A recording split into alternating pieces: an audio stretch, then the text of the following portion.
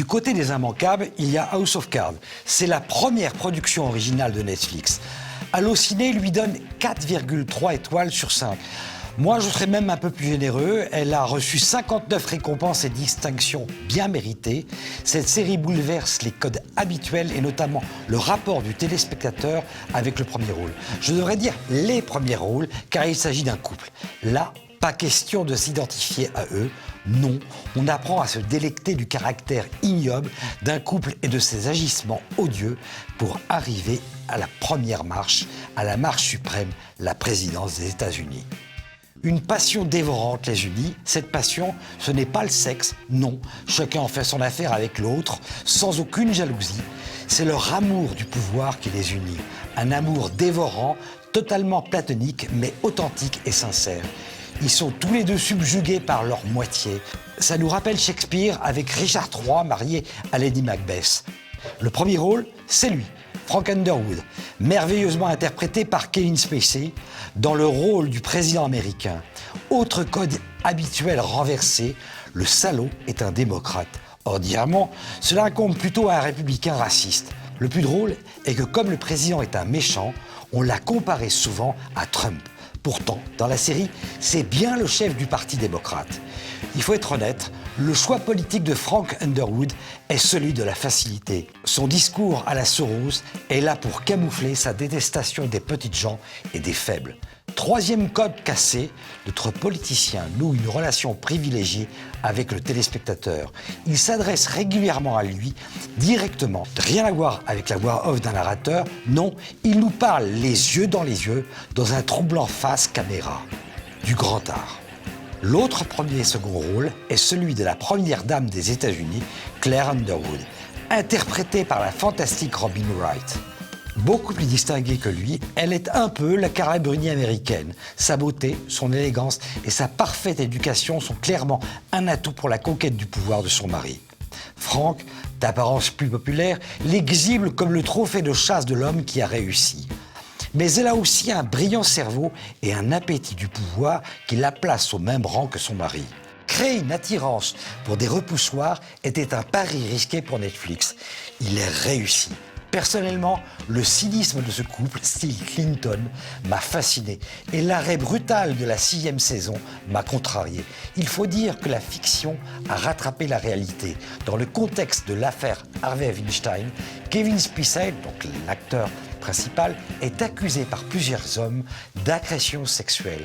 Comme avec Polanski, cela pose le problème pour l'appréciation de la dissociation possible ou non d'une œuvre avec son auteur.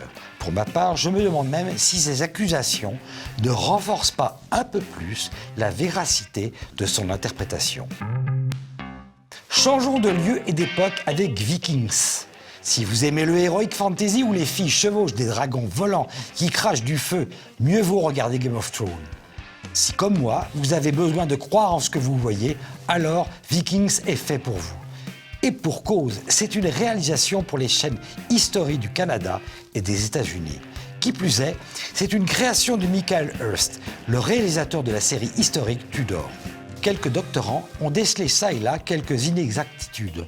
Cela n'a aucune importance, car la série ne s'adresse pas à des thésards et somme toute, l'histoire des Vikings comporte autant de suppositions que de faits réels. Bref, le fond historique est bon et on y croit. Cette production canado-irlandaise est notée 4,4 sur 5 par les téléspectateurs d'Allociné. Et pour ma part, cela est amplement mérité. Elle est disponible sur Prime et Netflix. La série raconte l'histoire de Ragnar Lodbrok. C'est un authentique héros scandinave qui, de simple paysan, devient le chef de guerre semi-légendaire qui unifie les Vikings au 8e siècle. Là des raids pour l'Est que lui impose son roi, il se rebelle et initie les premiers pillages en terre chrétienne. Décors, dracars, costumes, tout semble réaliste. Ragnar est plutôt beau gosse, sans être une caricature d'acteur bodybuildé. Les nombreux combats sont féroces, car l'époque le veut, mais ils ne sont pas la trame principale de la série.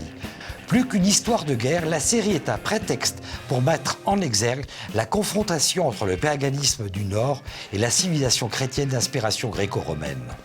Même s'il ne rechigne pas à couper les têtes, Ragnar est fin d'esprit et c'est un véritable atout pour cette saga.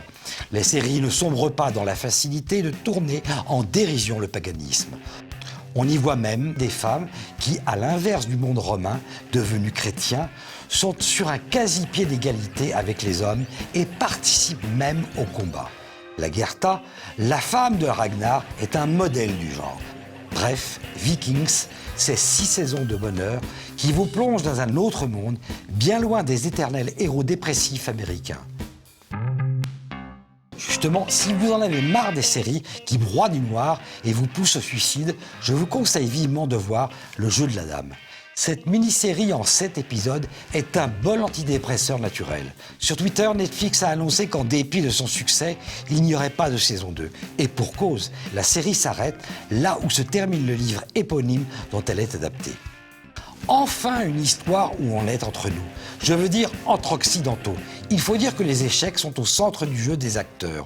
Les échecs, c'est un monde allant de la Californie à l'Oural. L'ambiance est originale, ici pas de méchants terroristes islamistes, ni de flics dépressifs alcooliques ou d'anciens marines victimes de syndrome post-traumatique. Non, on sort des schémas et des ficelles grossières des scénarios actuels. L'idée est simple, il s'agit d'une petite fille qui démarre mal dans la vie et est soumise à quelques addictions, mais qui par la volonté se hisse au firmament où se tutoient les champions d'échecs. Cela se passe pendant la guerre froide de ses 8 à 22 ans.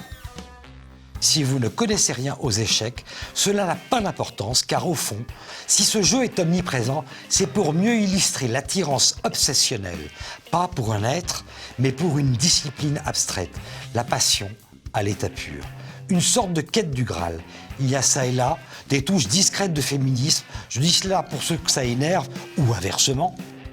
Il est vrai que le premier rôle est attribué à une jeune fille dont l'intelligence n'a d'égal que son intrigante beauté. Pas une beauté plastique, mais un charme peu commun et désuet où le regard fait tout sans qu'il soit besoin de la déshabiller. On voit dans ses yeux tour à tour de grands points d'interrogation, une émotion cachée, mais aussi le génie européen. Cette fille nous balade avec son mystère, et puis c'est une histoire morale où le travail, l'acharnement et la passion dans l'effort payent. C'est réconfortant et c'est sain. Vous l'aurez compris, Le Jeu de la Dame est la série idéale pour faire un break après une production flippante. Ce qui est certain, c'est que la championne du monde d'échecs, alors là, excusez-moi pour son nom, Mitra Erzagipour, une Iranienne installée à Brest, est bluffée par la série. À bientôt.